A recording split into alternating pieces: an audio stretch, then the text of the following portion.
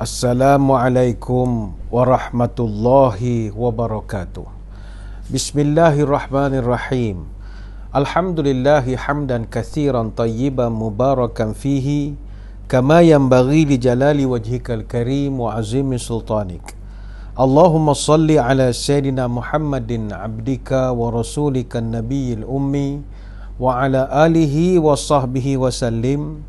Na'udzu bi kalimatillahi tammati min syarri ma khalaq. Bismillahilladzi la yadurru ma'asmihi syai'un fil ardi wala fis sama' wa huwas sami'ul alim. Allahumma idfa'ana al-waba wal ghala wal riba waz zina wal mihan was su'al fitan ma zahara minha wa ma batan an baladina hadha khassatan wa an sa'iril biladil muslimina 'amatan ya rabbal alamin. Nawaitu ta'alluma wa ta'lim wa tadhakkura wa tadhkir wa naf'a wal intifa' wal ifadah wal istifadah wal hasa 'ala tamassuki bi kitabillah wa sunnati rasulih wa du'a ilal huda wa dalalah 'alal khair ibtigha'a wajhillah wa mardatihi wa qurbihi wa thawabihi lillahi ta'ala. Apa khabar saudara? Alhamdulillah, sekali lagi dengan izin dan ketentuannya kita dipertemukan pada musim yang kedua kitab atau membahaskan di dalam program Minda Imam Besar yang dibawakan kepada kita oleh Pusat Kutipan Zakat Majlis Agama Islam dan Adat Resam Melayu Pahang. Pada musim yang kedua ini kita menggunakan kitab Rahsia Kematian, Alam Akhirat dan Kiamat yang merupakan kitab terjemahan daripada kitab asal At-Tazkirah fi Ahwalil Mauta wa Umuril Akhirah yang merupakan sebuah kitab karya Imam Abu Abdullah Al-Qurtubi rahimahullah. Kitab yang begitu hebat sekali, setebal 1121 halaman, dan Imam Al-Qurtubi juga bukan calang-calang ulama, seorang yang begitu jago di bidang tafsir khususnya. Beliau pernah mengarang kitab tafsir Al-Jami' li Ahkamil Quran setebal 20 jilid. Banyak manfaat kita telah perolehi daripada perbahasan kitab ini. Saudara, hari ini Alhamdulillah hari Rabu 2 hari bulan Jun tahun 2021 bersamaan 21 Syawal tahun 1442 Hijriah. Dan kita masih lagi dalam suasana berhadapan dengan bencana non-alam yang berskala internasional, dan tanpa kita sedari hari ini genap 441 hari ataupun 1 tahun 2 bulan 15 hari kita berada dalam satu tempoh yang tak pernah kita ada sebelum ini, tempoh cordon sanitaire ataupun circuit breaker, ataupun boleh dikenal negara kita dengan gelaran Perintah Kawalan Pergerakan. Dan pada 21 Mei baru-baru ini Perdana Menteri telah mengumumkan menerusi keputusan Sidang Khas Majlis Keselamatan Negara MKN pengurusan COVID-19 berkenaan pelaksanaan Perintah Kawalan Pergerakan 3.0 yang telah pun bermula daripada semalam 1 hari bulan Jun dan akan tamat hingga 14 Jun 2021 nanti. Dan seperti biasa kita berharap masyarakat dapat terus mengamalkan normal dan juga kelaziman baru dalam kehidupan seharian serta berusaha sedaya upaya untuk mematuhi tata cara pengendalian piawai ataupun SOP yang telah ditetapkan oleh pihak pemerintah. Kita pernah menghadapinya pada bulan Mac tahun lalu dan kita pernah berjaya melandaikan lekuknya, dan kini kita diuji sekali lagi. Tidak ada yang lebih mujarab melainkan kita saling bekerjasama, saling sokong menyokong antara satu sama lain. Kita lakukan sekali lagi, kita kawal situasi gelombang ini dengan melandaikan lekuk kebolehjangkitan. InsyaAllah dengan izin Maha Kuasa kita boleh menang berlawan dengan COVID-19 ini. Baik saudara, kita sambung kembali pengajian kitab kita ini. Bagi yang ada kitab, buka muka surat 960. Kita membahaskan masih bab yang ke-12, muka surat 960, iaitu babu fil khalifatil kain fi akhir zaman al-musamma bil mahdi wa alamatu wa khurujihi. Bab tentang khalifah akhir zaman bernama al-mahdi dan tanda kemunculannya, ke surat 960. Sebagai mukaddimah, pada akhir zaman nanti akan keluar satu orang laki-laki daripada kalangan Ahlul Bait Ini perlu digarisbawahkan. Seorang laki-laki dari kalangan Ahlul Bait, yang mana Allah akan menguatkan kembali Islam dengan kehadiran laki-laki ini. Dan dia akan datang dan dia akan memimpin dunia ini selama 7 tahun. Ketika kehadirannya itu nanti, bumi akan penuh dengan keadilan. Macam sekarang, keadilan itu hampir payah nak ditemui. Kalau undang-undang tu kan macam pisau, kalau ke atas tumpul, ke bawah memang tajam. Jadi tidak ada keadilan. Semua orang ketika zaman Al-Mahdi nanti akan merasakan nikmat yang belum pernah dirasakan sebelum ini. Segala keindahan yang pernah kita alami tahun 2020 BC. BC ni before COVID. Sebelum zaman COVID, dunia ini begitu indah sekali. Yang sekarang kita dah lama kehilangan keindahan-keindahan itu. Nanti dia akan balik-balik. Dan bumi juga akan mengeluarkan pelbagai tumbuh-tumbuhan. Langit menurunkan hujan. Harta melimpah ruah tanpa batas. Dan kata Al-Hafiz Ibn Kathir dalam kitab Al-Bidayah wan Nihayah fil Fitan wal Malahim, pada masa itu buah-buahan pun akan melimpah ruah. Tanam-tanaman akan banyak tumbuh begitu subur sekali. Harta melimpah-limpah. Pemerintahan kerajaan begitu kuat. Agama kembali ditegakkan. Musuh-musuh tunduk. Dan kebaikan akan berlaku sepanjang hari-hari tersebut. Jadi ini yang dinanti-nantikan Imam Al-Mahdi. Tapi siapa dia ni? Ini kita akan bincangkan. Pertama, kita tengok nama dan sifatnya. Ini perlu kita fahami baik-baik, sebab sekarang ini begitu ramai orang mendakwa dia tu Imam Mahdi. Ini masalah. Ramai mendakwa dia tu Imam Mahdi. Boleh atau tidak kita jadi Mahdi claimant ini? Jangan kita mendakwa kita ni keturunan Mahdi kalau syarat-syaratnya tidak kena dengan pengakuan kita. Pertama sekali, Tuan Kitab sebutkan namanya mesti sama dengan nama Rasulullah sallallahu alaihi wasallam. Artinya orang yang Imam Mahdi nanti namanya adalah sama dengan nama Nabi, bapanya juga sama dengan nama bapa Nabi. Maka namanya adalah Muhammad ataupun Ahmad bin Abdullah. Sebagaimana riwayat daripada Ibn Mas'ud, Nabi menyebut la tazhabu aw la tanqadid dunya hatta yumlikal arabu rajulun min ahli baiti yuwati usmuhu ismi. Dunia tidak akan lenyap sehingga seorang daripada ahli baitku nanti akan menguasai bangsa Arab. Namanya sama dengan namaku. Artinya orang yang namanya Suratman, Parjo, Badli Shah, apa-apa nama yang bukan Muhammad bin Abdullah, disqualify, automatic disqualify. Dalam satu riwayat yang lain, yuwati'u ismuhu ismi wasmu abihi isma abi. Namanya sama dengan namaku dan nama bapanya sama pula dengan nama bapaku. Ini hadis dalam Sunan Abi Daud. Disebutkan juga dia berasal dari keturunan Fatimah binti Rasulullah sallallahu alaihi wasallam, iaitu dari jurai keturunan Al-Hasan bin Ali radhiyallahu anhuma.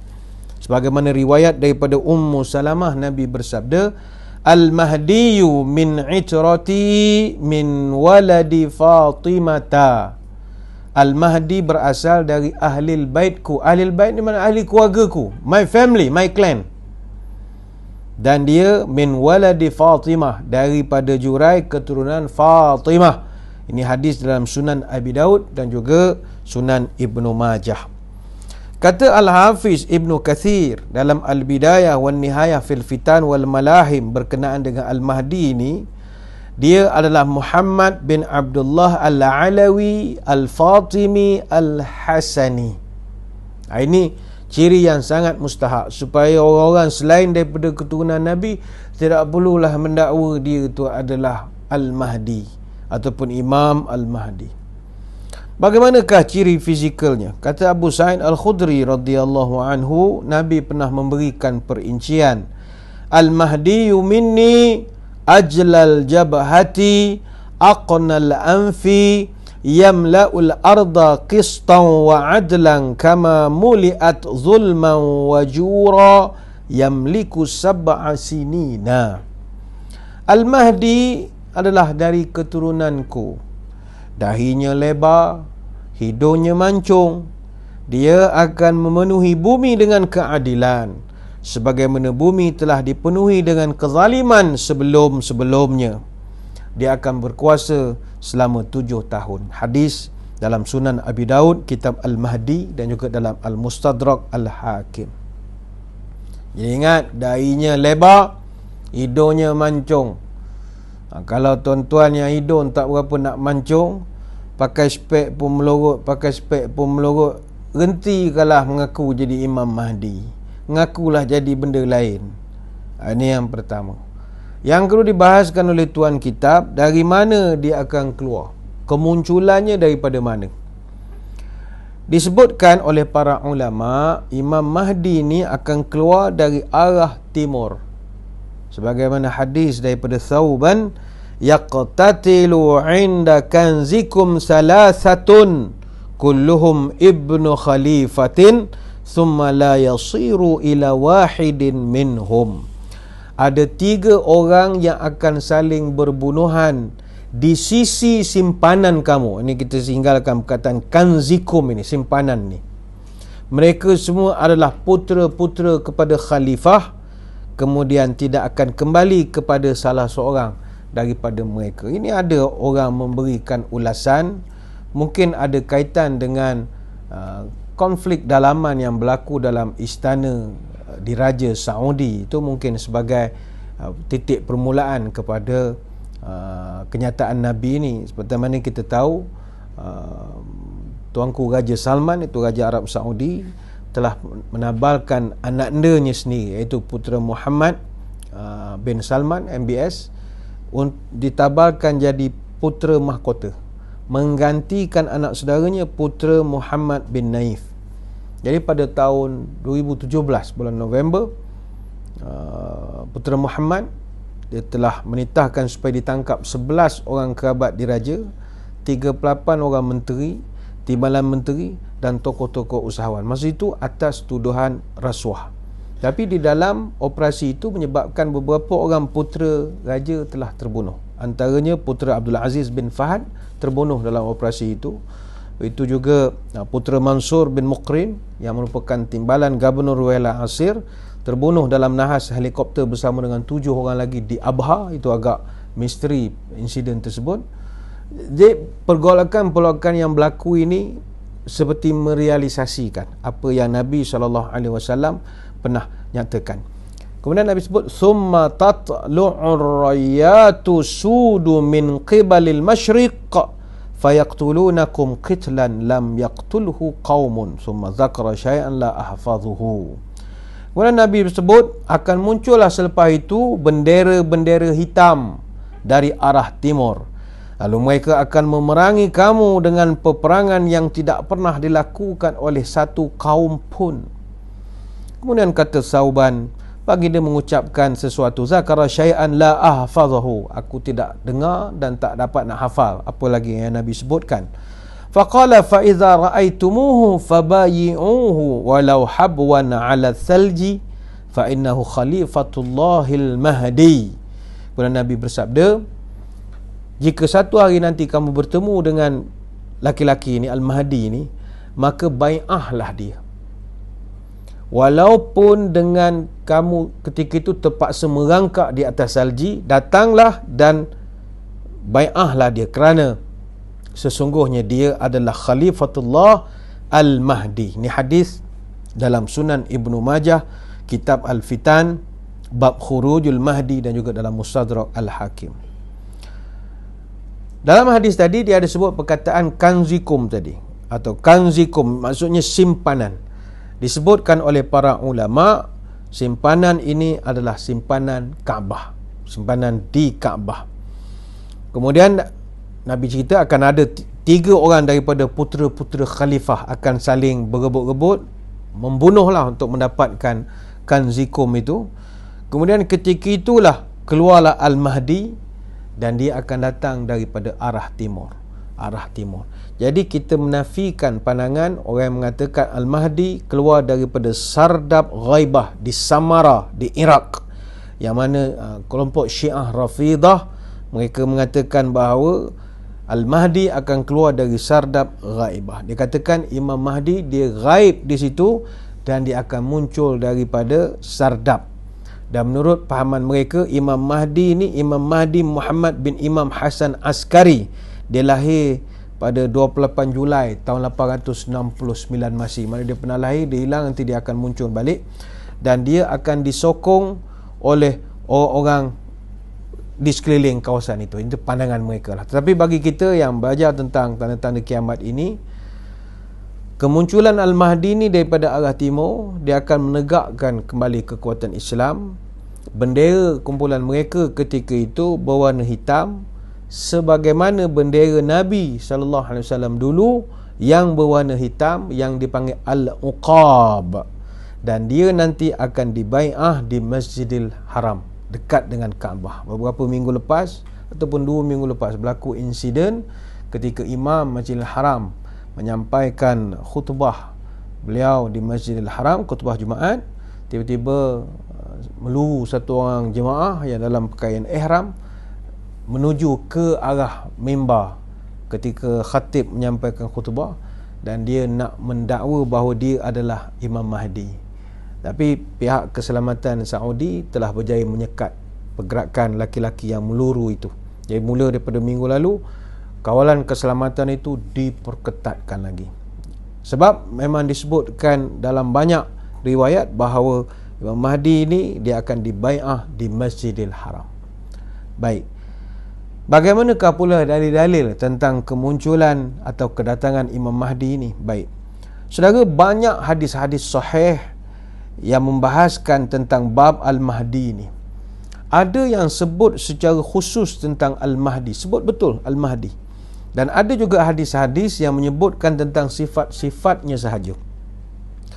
Syekh Abdul Alim bin Abdul Azim rahimahullah, dia pernah buat kajian tentang hadis-hadis Al-Mahdi. Dia buat satu tesis master je bertajuk Al-Ahadis fil Mahdi fi Mizanil Jarah wa Ta'dil. Ini kajian ilmiah, kajian akademik. Dia buat kajian tentang hadis-hadis Imam Mahdi ini daripada konsep daripada neraca timbangan jarah dan juga ta'dil, kritikan-kritikalnya. Jadi kata dia, jumlah hadis-hadis marfu' dan juga asar-asar para sahabat ada sebanyak 336 riwayat. Antaranya ada 32 hadis dan 11 asar, semuanya berada antara status sahih dengan hasan. Yang sebut secara jelas tentang Al-Mahdi ada 9 hadis dan 6 asar. Selebihnya hanya sebut tentang sifat-sifat dan tanda-tanda saja.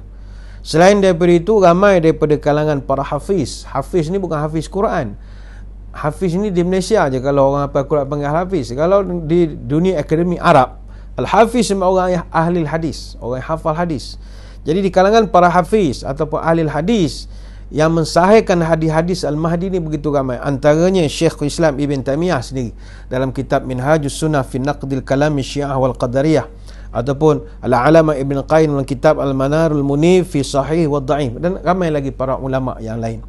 Apa contoh-contoh hadisnya? Mari kita lihat. Dan ni juga ada yang dalam kitab, ada yang matanya ada yang tidak ada matanya. Contoh pertama, riwayat daripada Abu Sa'id Al-Khudri radhiyallahu anhu. Yakhruju fi akhiri ummatil mahdiyu yuskihi Allahul ghaitha wa tukhrijul ardu nabataha wa yu'til mala sihaha wa taksurul mashiyatu wa ta'zumul ummatu ya'ishu sab'an aw thamaniyan yakni hijajan. Pada akhir umatku nanti, kata Nabi, akan keluarlah Al-Mahdi. Allah menurunkan hujan bersama dengannya, bumi mengeluarkan tumbuh-tumbuhannya, harta akan dibahagikan secara merata-rata, binatang ternak melempah-lempah, dan umat menjadi mulia. Dan dia muncul dan hidup selama 7 ataupun 8 tahun. Yang ini disebutkan pada musim-musim haji. Ini dalam Mustadrak Al-Hakim. Ada juga riwayat lain daripada Abu Sa'id, ubashirukum bil mahdi yub'atsu ala ikhtilafin minan nasi wa zalazil fayamla'u al-arda qistan wa adlan kama muli'at juran wa zulma yurdi anhu sakinus samai wa sakinul ard yaqsimul mala sihaha. Aku berikan khabar gembira kepada kamu tentang kedatangan Al-Mahdi yang diutuskan ketika manusia berselisih dengan begitu banyak konflik dan keguncangan. Dia akan memenuhi bumi dengan keadilan sebagaimana telah dipenuhi dengan kezaliman-kezaliman sebelumnya. Penduduk langit dan penduduk bumi redha kepadanya. Dan dia akan membahagikan harta dengan cara sihahan. Sahabat bertanya, apa makna sihahan ya Rasulullah? Baginda jawab, dia akan beri dengan merata kepada seluruh manusia. Semua orang akan dapat. Dan Nabi cerita lagi, wa yamla'ullahu quluba ummati Muhammadin sallallahu alaihi wasallam ghinan wa yasa'uhum adla wa yasa'uhum adluh hatta ya'mura munadiyan fayunadi fayaqulu man lahu fi malin hajatun fama yaqumu minan nasi illa rajulun. Kata Nabi cerita, dan Allah akan memenuhkan hati umat Muhammad dengan kekayaan ataupun rasa puas dengan apa yang mereka miliki, dan meliputilah mereka itu dengan keadilannya sehingga dia memerintah seorang penyeru, maka penyeru itu membuat seruan, siapa yang memerlukan harta, tidak berdiri seorang pun kecuali satu orang saja.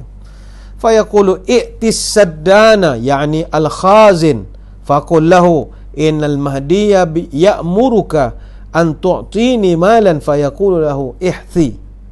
Lalu Al-Mahdi pun berkata, cik pergi berjumpa dengan penjaga gudang harta dan beritahu kepadanya sesungguhnya Al-Mahdi memerintahkan kamu untuk berikan harta kepada saya. Kemudian penjaga tu bila dapat arahan demikian, dia pun berkata, ihsi, ambillah. Kemudian berlakulah dialog yang agak panjang antara mereka, dan pada akhirnya cerita itu Nabi menyebut, fayakunu kadzalika sab'an sinina aw samani sinina aw tis'a sinina thumma la khaira fil 'aishi ba'dahu aw qal thumma la khaira fil hayati ba'dahu. Demikianlah akan terus menerus, continuously berlaku selama 7, 8 ataupun 9 tahun, kata Nabi.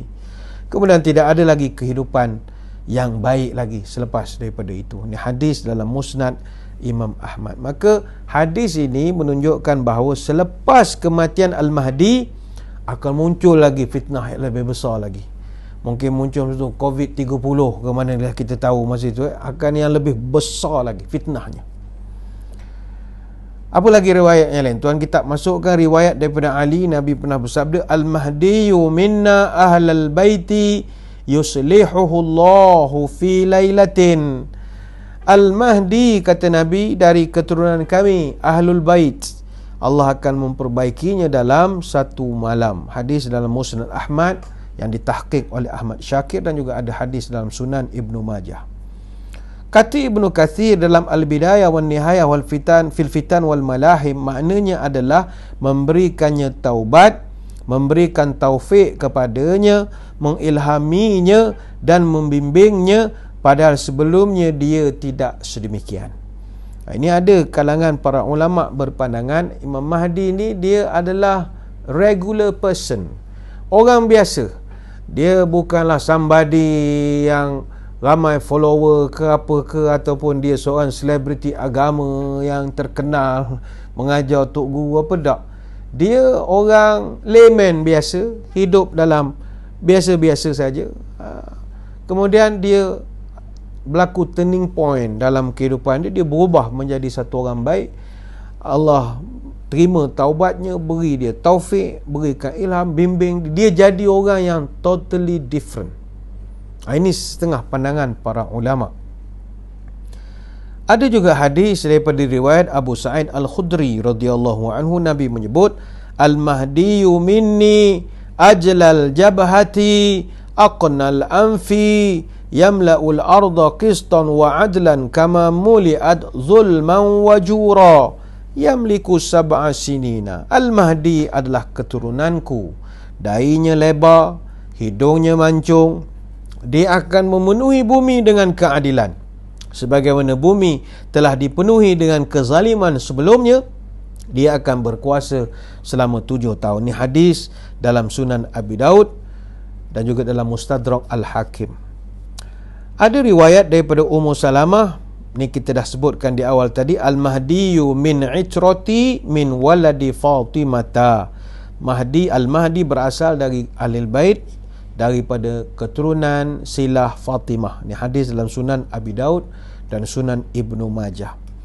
Ada juga hadis daripada Jabir radhiyallahu anhu yang mana Nabi menyebut, yanzilu Isa bin Maryam fayaqulu amiruhumul mahdi ta'ala salli bina fayaqul la inna ba'dahum amiru ba'd takrimatallahi hazihil ummah.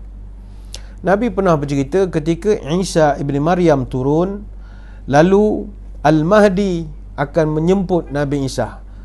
Kata Imam Mahdi ni, ta'ala salli bina, salatlah, imamkan kepada kami, jadikanlah imam kepada kami ini. Maka apa jawab? Fayaqul, kata sabda Nabi Isa, la, kata Nabi Isa, tidak, saya tak nak jadi imam. Sesungguhnya sebahagian dari kamu adalah pemimpin bagi sebahagian yang lain, sebagai satu takrimat Allah, satu kemuliaan Allah yang diberikan kepada umat ini. Hadis riwayat Al-Haris bin Abi Usamah dalam musnadnya. Jadi Nabi Isa nanti yang cerita kita pernah dengar, Nabi Isa dia turun di Damsyik, nanti dijemput menjadi imam. Nabi Isa menolak jadi imam. Yang ambil alih tempat jadi imam itu adalah Imam Mahdi. Satu pandangan. Kemudian ada juga hadis riwayat Abu Sa'id Al-Khudri radhiyallahu anhu, Nabi pernah bersabda, minnal ladzi yusalli Isa bin Maryam khalfahu. Orang yang menjadi imam bagi Isa bin Maryam di dalam solatnya nanti adalah daripada golongan kami. Ini hadis riwayat Abu Nuaim dalam Akhbarul Mahdi, sebagaimana yang disebutkan juga oleh Imam As-Suyuti di dalam Al-Hawi dan juga Al-Manawi dalam kitab Faidul Qadir. Ada juga riwayat daripada Ibnu Mas'ud radhiyallahu anhu yang mana Nabi bersabda, la tazhabu aw la tanqadid dunya hatta yumlikal arabu rajulun min ahli baiti yuwati'u ismuhu ismi. Dunia tidak akan hilang atau tidak akan lenyap dunia ini sehinggalah seorang daripada ahli baitku menguasai bangsa Arab, namanya sama dengan namaku. Cuma masalahnya saudara-saudari sekalian, walaupun cerita Imam Mahdi ni adalah benda yang benar, tetapi kita tak dapat nafikan ada di kalangan agamawan dan juga para penulis-penulis yang mempertikaikan kemunculan Imam Al-Mahdi. Ada yang mempertikaikan. Antaranya adalah Syekh Muhammad Rashid Ridha di dalam tafsir Al-Manar jilid yang ke-9 muka surat 499 secara jelas beliau tidak bersetuju dengan kewujudan cerita Imam Mahdi. Begitu juga Syekh Muhammad Farid Wajdi dalam kitab Dairatul Ma'arif Qarnil Ishrin jilid yang ke-10. Begitu juga Syekh Ahmad Amin dalam kitab Duhal Islam, Abdul Rahman Muhammad Osman dalam ta'liqnya terhadap kitab Tuhwatul Ahwazi. Begitu juga Muhammad Abdullah Annan dalam kitab Mawaqif Hasimah fi Tarikhil Islam. Begitu juga Muhammad Fahim Abu Ubayyah dalam ta'liqnya terhadap kitab An-Nihayah wal Fitan wal Malahim kepada Ibn Katsir. Begitu juga Abdul Karim Khatib kitab Al-Masih fil Quran wa Taurah wal Injil. Begitu juga Syekh Abdullah bin Zaid Al-Mahmud, ini kitab La Mahdiyah yuntazar ba'da Rasulullah SAW khairul bashar, dan ramai lagi. Kalau kita selidiki kenapa ada di kalangan agamawan ni tidak bersetuju dengan cerita Imam Mahdi ni, hujah mereka adalah kontradiksi dan juga kekalutan redaksi. Di dalam hadis-hadis Al-Mahdi sangat jelas. Ini menurut pandangan mereka. Riwayat paling masyhur tentang namanya dengan nama bapanya menurut ahli sunnah adalah Muhammad bin Abdullah. Tetapi dalam hadis ataupun dalam riwayat disebutkan pula Ahmad bin Abdullah. Jadi itu mereka mengatakan kontradiksi dan kekalutan dari segi redaksi itu memberi kesan kepada kebolehpercayaan kepada kisah Al-Mahdi ini. Begitu juga mereka mendakwa kalau benda ini wujud, kenapakah Imam Al-Bukhari dan juga Imam Muslim tidak menyebut sedikit pun tentang Al-Mahdi ini dalam kitab sahih kedua-dua mereka? Ini juga hujah daripada mereka. Dan hujah mereka yang ketiga, kisah Al-Mahdi ini hanyalah cerita bohong yang menjadi satu benda yang menjadi obses kepada Syiah. Orang Syiah saja yang terlalu obses dengan kisah Al-Mahdi ini menurut pandangan para agamawan ini. Bagaimana kita nak santuni pendapat dan pandangan yang ini? Pertama kita akui memang wujud kontradiksi. Namun kepelbagaian riwayat yang menjelaskan keluarnya Al-Mahdi adalah sahih, bahkan mutawatir secara makna. Ada yang berhujah isu ini dia kontradik dengan hadis Anas bin Malik radhiyallahu anhu, la yazdadul amru illa shiddatan walad dunya illa idbaran walan nasu illa syuhan wala taqumu sa'atu illa ala syirarin nasi walal mahdiyu illa Isa bin Maryam. Sesuatu urusan tidak akan bertambah melainkan akan menjadi semakin susah. Dunia semakin mengundur, manusia semakin kedekut. Tidaklah terjadi kiamat kecuali kepada manusia yang paling buruk perangainya. Dan tidak ada Mahdi kecuali Isa bin Maryam. Ini riwayat Ibnu Majah dan juga Al-Hakim. Jadi bagaimana kita nak menjawab hujah mereka ini? Baik, jawapannya begini. Hadis tersebut adalah hadis dhaif, riwayat Ibnu Majah itu, kerana bersumberkan kepada Muhammad bin Khalid Al-Jundi, yang mana kata Imam Az-Zahabi dalam kitab Mizanul I'tidal, Al-Azdi berkata bahawa Muhammad bin Khalid Al-Jundi adalah munkarul hadis. Abu Abdullah Al-Hakim berkata dia ni majhul, unknown, tak kenal. Maka Az-Zahabi katakan hadis bahawa tidak ada Al-Mahdi kecuali Isa bin Maryam adalah khabar yang munkar. Dan Al-Hafiz Ibn Hajar dalam kitab Taqribut Tahzib mengatakan Muhammad bin Khalid Al-Jundi ini perawi yang majhul, yang tak tahu datang pada mana.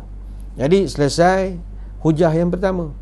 Yang kedua, tentang isu Asy-Syaikhani ataupun Bukhari dan Muslim, mengapa tidak memasukkan sedikit pun hadis tentang Al-Mahdi itu di dalam kitab-kitab sahih mereka? Baik, kita jawab begini. Bukan semua sunnah ataupun hadis itu termaktub dalam As-Sahihain saja. Ini barang perlu diingat. Dalam kitab-kitab lain pun ada banyak ada hadis sahih.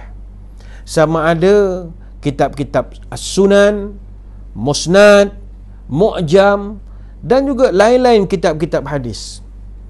Dalam Al-Ba'ithul Hasis Syarah Ikhtisar Ulumul Hadis li Ibni Kathir karya Syekh Ahmad Syakir, dicatatkan kata-kata daripada Ibnu Kathir, sesungguhnya Al-Bukhari dan Muslim tidak pernah memaksakan diri mereka untuk meriwayatkan seluruh hadis yang dihukumkan sebagai sahih.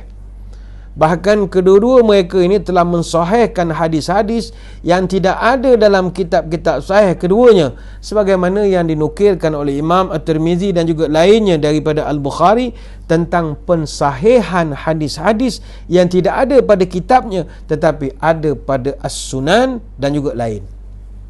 Sebenarnya saudara, ada hadis-hadis dalam Sahih Bukhari dan Sahih Muslim yang ada keterkaitannya dengan Al-Mahdi, jangan kata tak ada langsung. Pertama, kita lihat ada satu hadis daripada Abu Hurairah radhiyallahu anhu. Nabi menyebut, "Kaifa antum idza nazala ibnu Maryam fikum wa imamukum minkum?" Bagaimana keadaan kamu nanti ketika Isa ibni Maryam berada di tengah-tengah kamu, sedangkan wa imamukum minkum, sedangkan ketika itu imam kamu dari kalangan kamu. Ini hadis dalam Sahih Al-Bukhari, kitab Ahadithul Anbiya, bab nuzul Isa bin Maryam, dan juga dalam Sahih Muslim, kitab Al-Iman, bab nuzul Isa bin Maryam. Jadi Nabi ada sebutkan imamukum minkum, di kalangan kamu ini sudah ada imam, kata Nabi satu. Begitu juga riwayat daripada Jabir bin Abdullah, la tazalu ta'ifatun min ummati yuqatiluna 'alal haqq zahirina ila yaumil qiyamati. Qala fayanzilu Isa bin Maryam fayaqulu amiruhum ta'ala salli lana fayaqulu la inna ba'dukum ala ba'din umara takrimatallahi hadhil ummah. Akan sentiasa adalah daripada kalangan kelompok umatku yang berjuang di atas kebenaran. Mereka akan tetap ada sampai kiamat.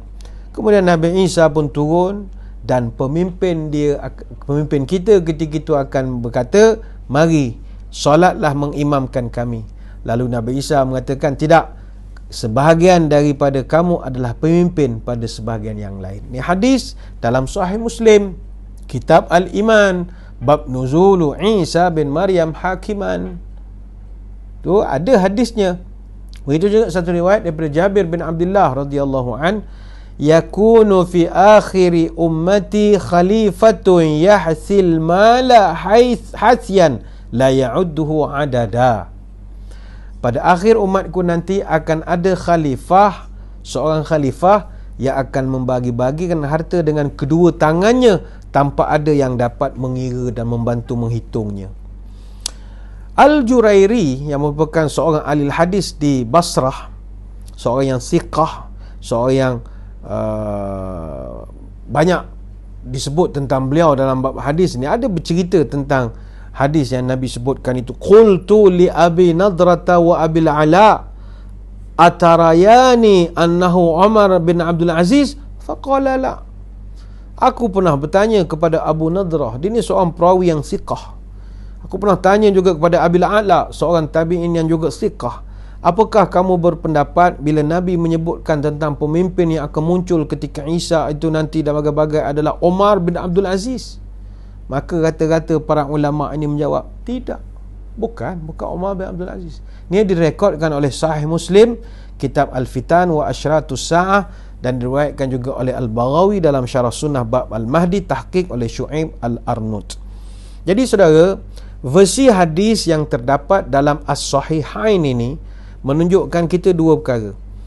Pertama, ketika Isa bin Maryam turun daripada langit, maka orang yang akan mengatur urusan umat Islam ketika itu adalah laki-laki dari kalangan orang Islam sendiri. Yang kedua, lelaki ini akan imamkan solat seluruh umat Islam dan dia nanti akan mohon kepada Nabi Isa supaya jadi imam, datang ke depan jadi imam. Walaupun tidak jelas disebutkan dengan perkataan Al-Mahdi, namun hadis itu menunjukkan wujudnya satu sosok laki-laki soleh yang menjadi imam kepada orang Islam ketika itu nanti. Dalam kitab-kitab As-Sunan dan juga dalam Musnad banyak riwayat-riwayat hadis yang memberikan penafsiran-penafsiran yang berbeza terhadap hadis-hadis versi As-Sahihain ini.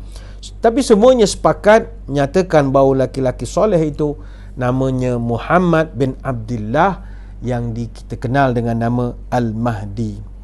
Itu jawapan kita kepada hujah yang kedua. Hujah yang ketiga, orang yang tidak percaya kepada kisah Al-Mahdi ni adalah kata mereka kisah Al-Mahdi ni hanyalah cerita bohong yang direka-reka oleh orang Syiah dan dimasukkan banyak cerita-cerita Israiliyat. Baik, kita jawab begini, memang kita tak nafikan kelompok Syiah sangat obses dengan isu Al-Mahdi. Mereka ni, Al-Mahdi ni benda yang begitu mereka nak sangat. Pernah ada dibuat kajian satu masa dulu, ada satu orang penganalisis seminari expert lah, dia namanya Mehdi Ghafari.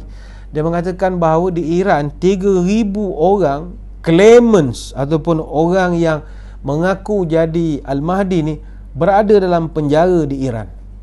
Ada 3,000 orang atas kesalahan mengaku menjadi Imam Mahdi.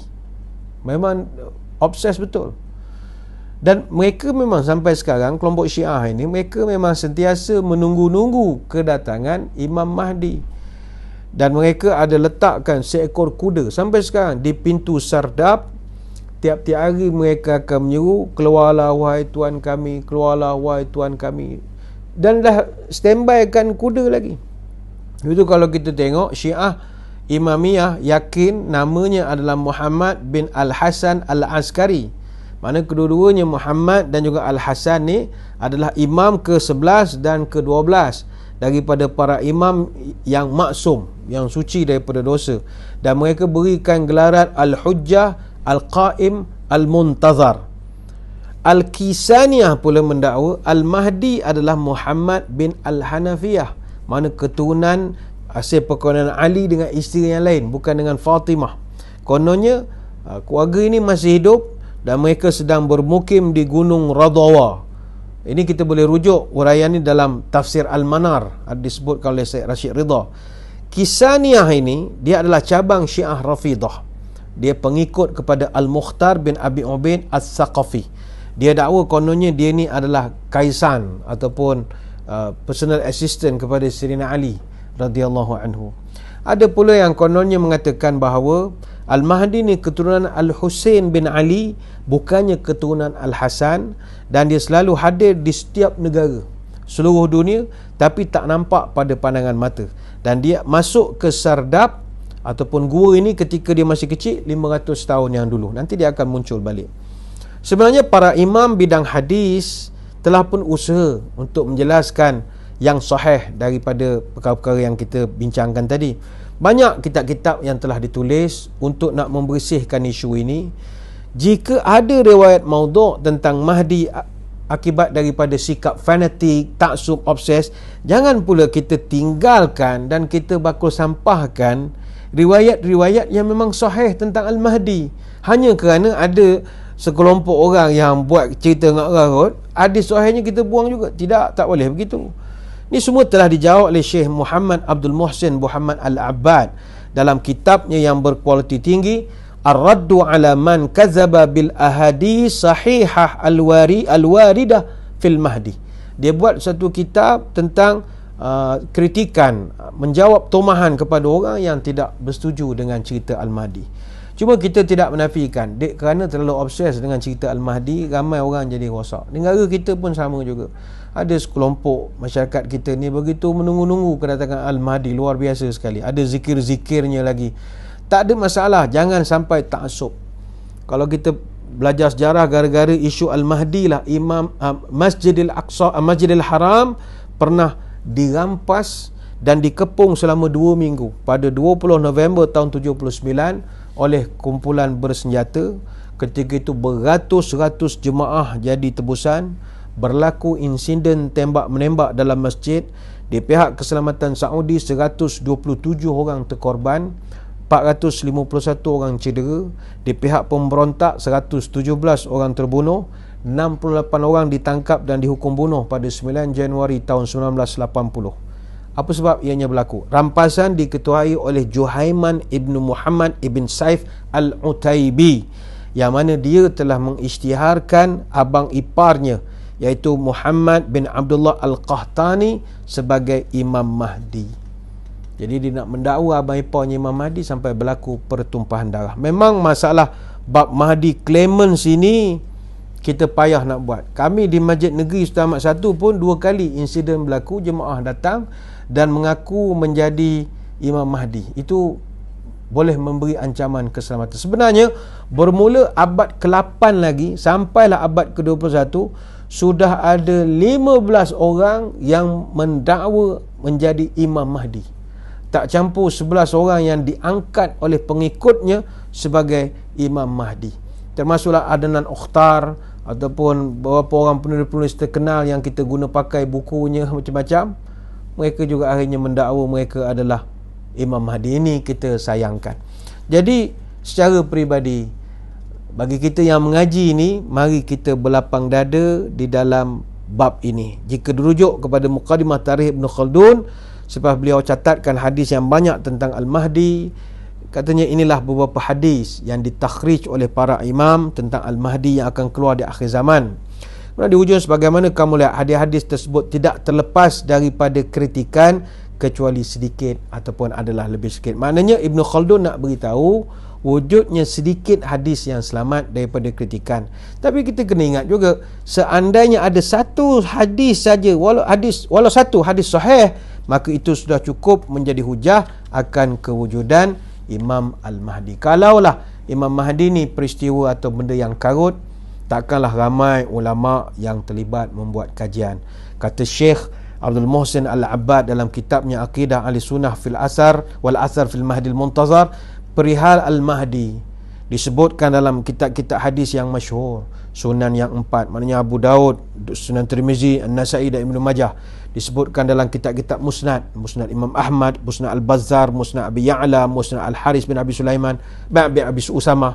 Begitu juga kitab-kitab dalam Mustadrak Al-Hakim misalnya, Musannaf Ibnu Abi Syaibah, Sahih Ibnu Khaizimah, dan ada 36 kitab tulisan ulama yang disusun secara berasingan khusus tentang Al-Mahdi Al-Muntazar, yang kalau kita bacakan satu persatu sudah pasti memakan masa. Sebagai kesimpulan, Al-Mahdi ni pasti akan datang dan dia akan membawa kembali negara dunia kita ini balik pada zaman keindahan. Sekarang ni kita susah, duduk dalam lockdown, PKP, ada yang PKPD, susah cari makan, susah ibadah, susah. Segala kesusahan ini dah disebut oleh Nabi.